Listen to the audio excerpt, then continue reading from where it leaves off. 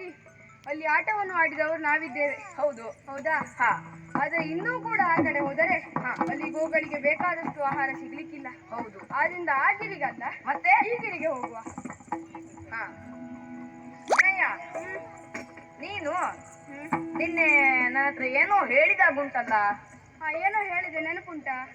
ಏನು?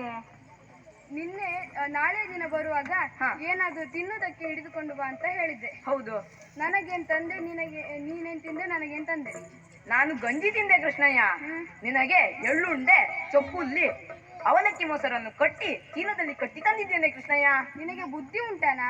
ಏಕೆ ಕೃಷ್ಣಯ್ಯ? ಯಾರಾದರೂ ಅವಲಕ್ಕಿ ಮೊಸರನ್ನ ಚೀಲದಲ್ಲಿ ಕಟ್ಟಿ ಬರುತ್ತಾರೆ? ಅಯ್ಯೋ, ಹಾಗಲ್ಲ ಕೃಷ್ಣಯ್ಯ. ಮತ್ತೆ ಅವಲಕ್ಕಿ ಮೊಸರನ್ನು ಒಂದು ಮಣ್ಣಿನ ಮಡಿಕೆಗೆ ಹಾಕಿ ಆ ಮಣ್ಣಿನ ಮಡಿಕೆಯನ್ನು ಮುಚ್ಚಿದ ಮಣ್ಣಿನ ಮಡಿಕೆಯನ್ನು ಗೋಣಿ ಚೀಲದೊಳಗೆ ಹಾಕಿ ಅದನ್ನು ಕಟ್ಟಿ ತಂದಿದ್ದೇನೆ ಎಂದದ್ದು.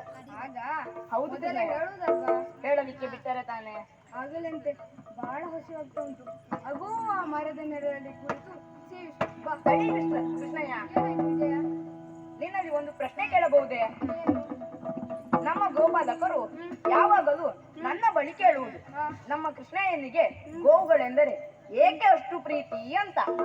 ಆವಾಗ ನಾನು ಏನು ಹೇಳಿದೆ ಗೊತ್ತಾ? ಏನು? ನೀನು ಹೇಳಿದ ಮಾತು ನನಗೆ ನೆನಪಾಯಿತು.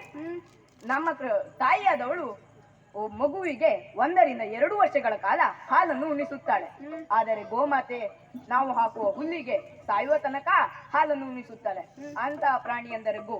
ಆದ್ದರಿಂದ ನಮ್ಮ ಕೃಷ್ಣನಿಗೆ ಗೋವುಗಳೆಂದರೆ ಅಷ್ಟು ಇಷ್ಟ ಎಂದೆ. ಆಗಲಿ, ಸಂತೋಷವಾಯ್ತು. ನಿನಗೆ ನಾನು ಹೇಳಿಕೊಟ್ಟಂತ ಈ ಪಾಠ ಜೀವನ ಪರ್ಯಂತ ನೆನಪಿರಲಿ. ಆಗಲಿ ಅಂತೆ. ಈಗ ಹೋಗುವ. ಸರಿ ಕೃಷ್ಣಯ್ಯ, ಒಂದು ಹೋಗುವಾಗ ಒಂದು ಆಟವನ್ನು ಆಡೋಣವೇ? ಏನಾಟ?